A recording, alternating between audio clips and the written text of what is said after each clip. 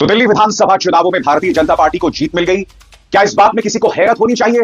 बिल्कुल नहीं। एक बात स्पष्ट हो जानी चाहिए कि कानून व्यवस्था और जमीन ये दो ऐसे मुद्दे हैं जो अरविंद केजरीवाल के हाथ में पहले से नहीं थे। मैं भारतीय जनता पार्टी को इस जीत के लिए बहुत बहुत बधाई देता हूं। उम्मीद करता हूं कि भारतीय जनता पार्टी गंभीरता से काम करेगी और दिल्ली की जनता की तमाम समस्याओं का समाधान होगा। अब बहाना नहीं चलने वाला है। मगर आपके जहन में सवाल होगा दोस्तों कि अरविंद केजरीवाल क्यों हार गए? कि समस्याओं का समाधान होगा। प्रॉब्लम सबसे बड़ी है दोस्तों कि जब समस्याओं की तरफ आपका ध्यान खींचा जाएगा ना, तभी तो समस्याओं का समाधान होगा। सीधी सी मिसाल, महाकुंभ का हादसा कितना बड़ा हादसा है।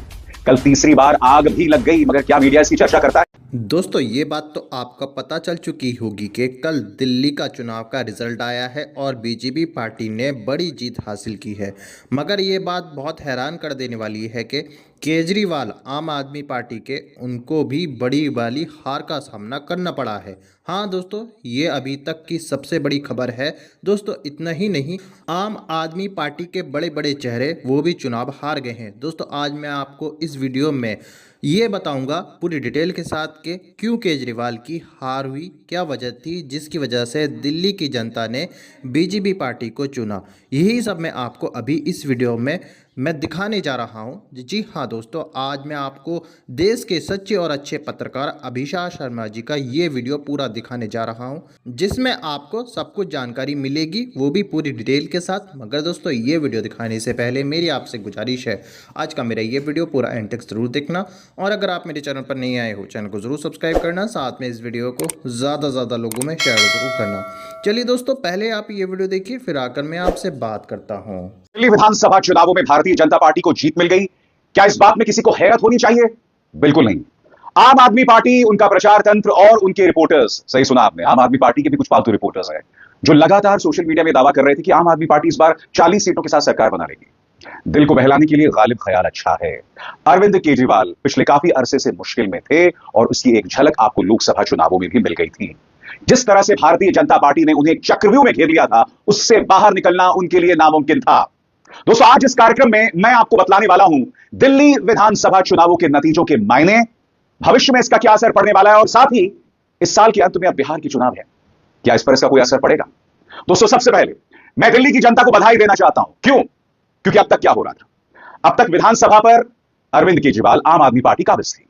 कहने को उनके अपने नौकरशाह ब्यूरोक्रेट्स अधिकारी थे, मगर वो अरविंद केजरीवाल या आम आदमी पार्टी सरकार को रिपोर्ट नहीं करते थे, वो रिपोर्ट करते थे मोदी सरकार को या भाजपा सरकार को। ऊपर से दिल्ली के एलजी साहब, वो पूरी तरह से भारतीय जनता पार्टी के एजेंट और उनके प्रवक्ता के तौर पर काम करते थे। एक बात स्पष्ट हो जानी चाहिए कि कानून व्यवस्था और जमीन ये दो ऐसे मुद्दे हैं जो अरविंद केजरीवाल के हाथ में पहले से नहीं थे, मगर जो मुद्दे उनके हाथ में थे उस पर भी वो कुछ नहीं कर पा रहे थे। ये एक लगातार अरसे से चला आ रहा था। ब्यूरोक्रेट्स, अरविंद केजरीवाल, आम आदमी पार्टी सरकार और उनके मंत्रियों को आंख दिखाती थी। वो सिर्फ और सिर्फ किसके हुक्म को स्वीकार करते थे? केंद्रीय आलाकमान। नमस्कार। आज दिल्ली के चुनाव के नतीजे आए हैं और जनता का जो भी निर्णय है, जनता का जो भी फैसला है, उसे हम पूरी विनम्रता के साथ स्वीकार करते हैं।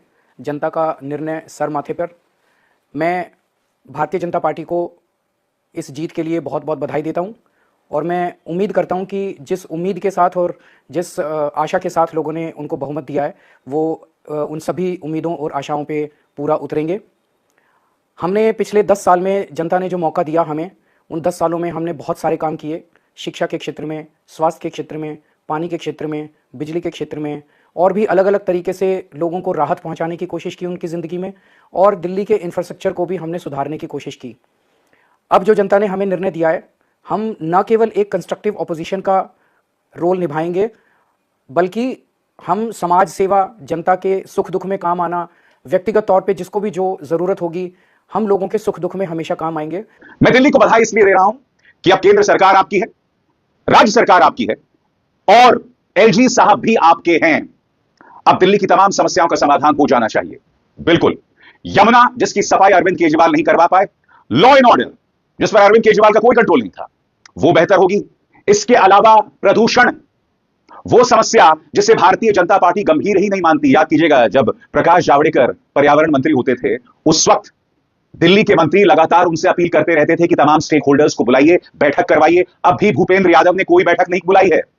इस वक्त दिल्ली के सामने इतनी बड़ी समस्या है। सबसे बड़ी बात यमुना प्रदूषण का मुद्दा, क्या केंद्र सरकार ने तमाम स्टेक होल्डर्स को बिठाकर कोई बैठक बुलाई? आज तक नहीं बुलाई। यानी कि अर्थ साफ है, अब सारी चीजें आपके कंट्रोल में हैं।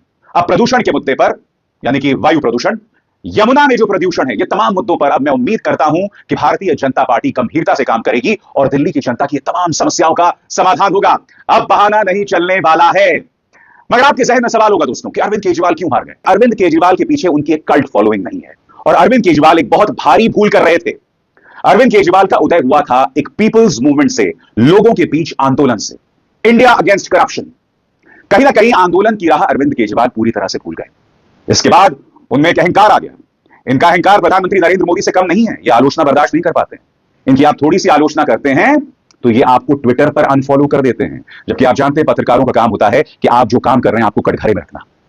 कोरोना के दौरान आपका काम, दिल्ली दंगों के दौरान आपका काम आपको कटघरे में रख रहा था। ऊपर से आपने जिस तरह से रंग रोगन किया अपने घर का, एक ऐसी पॉलिटिकल पार्टी जिनके मुखिया यानी अरविंद केजरीवाल पहले वैगनार में दफ्तर आया करते थे, ये कहते थे भाई 300 एकड़ जमीन में बंगले खड़े करने की क्या जरूरत है। उन्होंने खुद अपने बंगले को चमका दिया। हालांकि यह बात भी सही है कि उसमें भाजपा का काफी दुष्प्रचार भी था, मगर हकीकत है उन्होंने अपने बंगले में पैसे लगाए थे। इसके अलावा हम ये ना भूलें, अरविंद केजरीवाल जनता दरबार लगाया करते थे। जनता से उनका एक सीधा नाता था, वो उन्होंने कोरोना के बाद पूरी तरह से खत्म कर दिया। चलिए, कोरोना की वजह से आपने रोक दिया, वो बात समझ आती है, मगर उसके बाद तो उसे शुरू करना चाहिए था। यानी कि जनता से आपका लिंक टूट गया।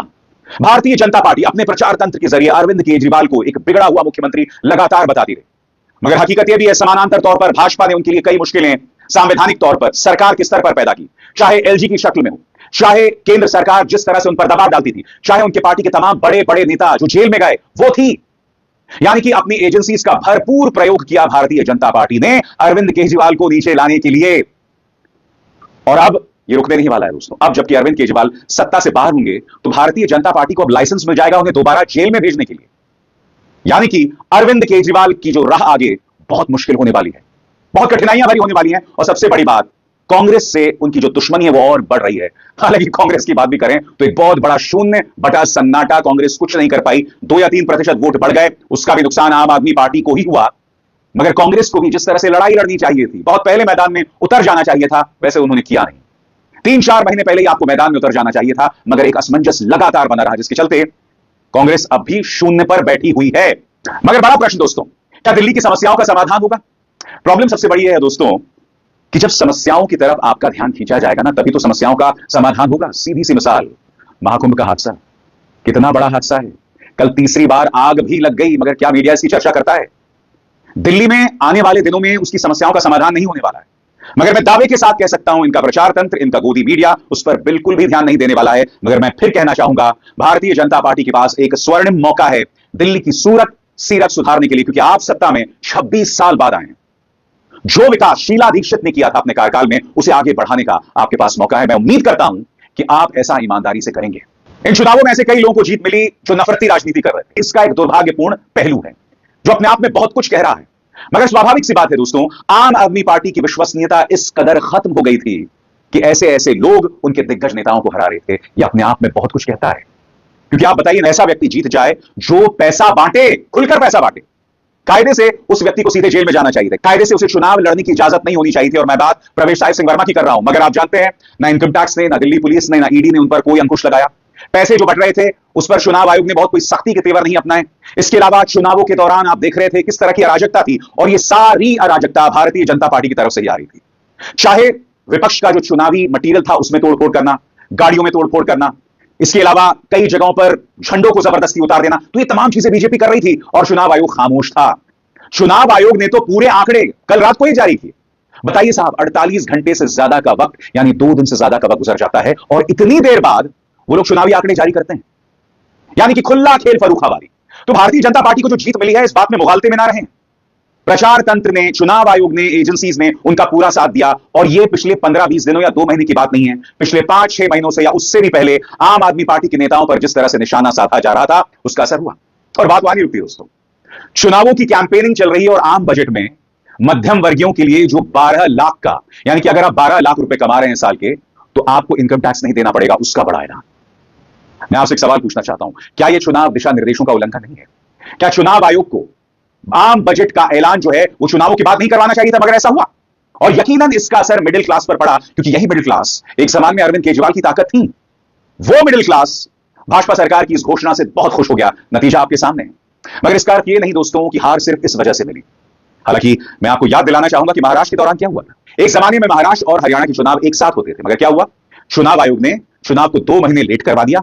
नतीजा यह हुआ, लाड़की बहन योजना की घोषणा की गई, कई महिलाओं के घर में आगे वाले महीनों के पैसे पहुंचा दिए गए। और अब क्या हो रहा है, अब कई महिलाओं के पैसे रोके जा रहे हैं। करीब लाखों की तादाद में ऐसी महिलाएं हैं जिनसे पैसे वापस लिए जाएंगे या पैसे रोके जा रहे हैं। यह भी हो रहा है दोस्तों, यानी कि पहले पैसे जारी कर दो और उसके बाद पैसे रोक दो। तो एक तरह से कहा जा सकता है कि चुनाव आयोग ने भी भरपूर मदद की। मगर मैं फिर दोहराना चाहूंगा, अब एक स्वर्णिम मौका है भाजपा के पास दिल्ली की शक्ल सुधारने के लिए। मगर क्या ऐसा होगा, और जो कमियां भाजपा के राज में दिखाई देंगी, क्या उसका समाधान होगा, इस सब पर भी हमें गौर करने की जरूरत पड़ेगी। अब जैसे मैंने कहा दोस्तों, अब इस साल के अंत में बिहार के चुनाव होने वाले हैं। इन चुनावों पर इसका क्या असर पड़ेगा? तो सबसे बड़ी बात, भारतीय जनता पार्टी को हैट्रिक मिल गई है। लोकसभा चुनावों में उन्हें हार का सामना करना पड़ा, मगर उसके बाद हरियाणा, फिर महाराष्ट्र और दिल्ली। इसके बाद भारतीय जनता पार्टी आत्मविश्वास से सराबोर आगे बढ़ने वाली है और उसे रोकना नामुमकिन हो जाएगा। बिहार में सिर्फ एक शख्स उन्हें रोक सकता है, अगर वो राजनीतिक बुद्धिमत्ता का परिचय दें, और वह है तेजस्वी यादव। तेजस्वी यादव को एक टीम के तौर पर काम करना पड़ेगा, जमीन पर उतरना पड़ेगा। उसके अलावा इसका कोई चारा नहीं है। पीपल्स मूवमेंट शुरू करना पड़ेगा, उसके बगैर कोई चारा नहीं है। और कांग्रेस को एक जूनियर पार्टनर के तौर पर काम करना पड़ेगा। कांग्रेस उनके लिए मुश्किलात पैदा नहीं कर सकते हैं। कांग्रेस हर गुजरते दिन के साथ कमजोर होती दिखाई दे रही है। मैं ये नहीं कह रहा हूं कि कांग्रेस के पास नेता नहीं है। आप जानते हैं, राहुल गांधी एक बड़े नासूर के तौर पर खड़े हुए हैं। प्रियंका गांधी वाड्रा भी आने वाले दिनों में जबरदस्त राजनीतिक दस्तक देने वाली हैं और अब भी दे रही हैं। मगर कहीं ना कहीं इंडिया गठबंधन को दोबारा सहेज कर आपको आगे चुनौती देनी पड़ेगी। दोस्तों देखा आपने ये वीडियो, मुझको पूरी उम्मीद है ये वीडियो देखकर आपको सब कुछ समझ में आ चुका होगा। दोस्तों आपकी क्या राय है इस वीडियो के बारे में, मुझे कमेंट बॉक्स में आकर कमेंट कर ज़रूर बताना। दोस्तों आज की वीडियो में बस इतना ही। मैं फिर मिलूंगा ऐसी ही दूसरी वीडियो के साथ, तब तक के लिए खुदा हाफिज़।